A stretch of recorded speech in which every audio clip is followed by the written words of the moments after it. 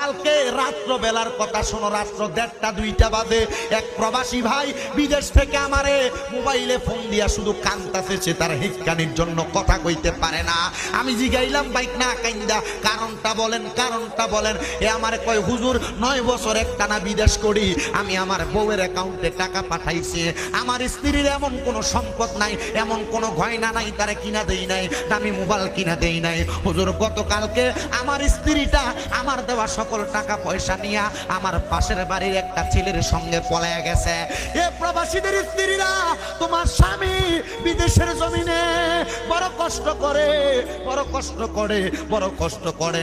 আমি সবার কথা বলতেছি না, এই প্রবাসীরা নিজের রক্তের পানি বানায়, শাক দিয়া ভাত খায়া, সবজি দিয়া ভাত খায়া তোমাদের কাছে মিথ্যা কথা বলে, গোস্ত দিয়া ভাত খাইছে। ওই প্রবাসীরা গতকালকে দেখলাম আমার এক ভাইজান আমার নিজেই কইতাছে, প্যান্ট কিনতে গেছি বাজারে, প্যান্টের দাম শুইনা না কিনা চলে আসছি, পুরান প্যান্ট সিলাইয়া পড়তেছি। শুধু পোলাপানের পরীক্ষা শেষ হয়ে গেছে, নতুন বছর চালু হয়েছে, বই কিনা দেওয়া লাগবো, প্রাইভেট কোচিং মাস্টারের টাকা দেওয়া লাগবো।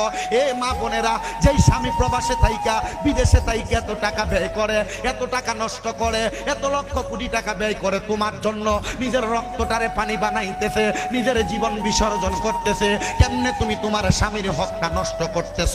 কেমনে তুমি তোমার স্বামীর টাকা দিয়া অন্য ছেলের সঙ্গে মোবাইলে কথা বলতেছ? আল্লাহর দোহাই লাগে, জান্নাতে যাইতে চাইলে তুমি এমন কর্ম কইরো না। অনেক প্রবাসীরা তো মাঝে মাঝে বিচার দেয়, হুজুর স্ত্রীরা এত বুঝানো বুঝাই, মাঝে মাঝে মহিলাদের একটু ওয়াজ করবেন, তারা যেন তাদের স্বামীর কথা শোনে।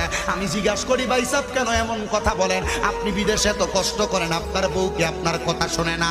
কয় হুজুর বিদেশে থাকি, কর্ম শেষ করে বাসার মধ্যে আইসা রুমের মধ্যে একটু কথা বলতে চাই, আমার কেমন ব্যস্ততা দেখায়। আমি বলি অমুক জায়গায় যাইও না, আমার স্ত্রী তত বেশি যায়। প্রত্যেক বৃহস্পতিবারে মনে হয় নিয়ম হয়ে গেছে, আমার স্ত্রী ঘুরতে না গেলে তার ভালো লাগে না। হুজুর আমি স্বামী তো বিদেশে, আমার স্ত্রী কোথায় যায় আমার মন টানে না।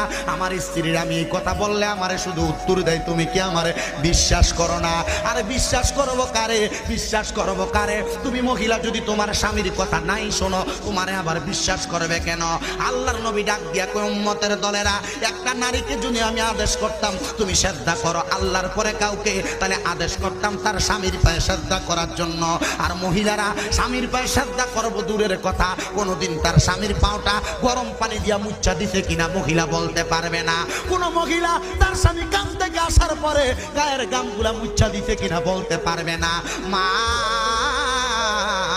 আল্লাহর দোহাই লাগে, তোমাদের পায়ে হাত দিয়া কই, তোমরা যদি জান্নাতে যাইতে চাও গো মা, তোমরা তোমাদের স্বামীর খেদমত করো, স্বামীর কথা মানো, স্বামীর কথার উপরে কথা বইল না, স্বামীর আদেশের উপর আদেশ কইল না। কারণ তোমার স্বামী তোমার চাইতে বেশি বুঝে বিদায় তোমার কাছে ওই মহিলা, তোমার কাছে তাকে বিবাহ দেওয়া হয়েছে, আর নচেত তোমার কাছে বিবাহ দেওয়া হইতো না, তোমাকে তার সঙ্গে আবদ্ধ করানো হইতো না।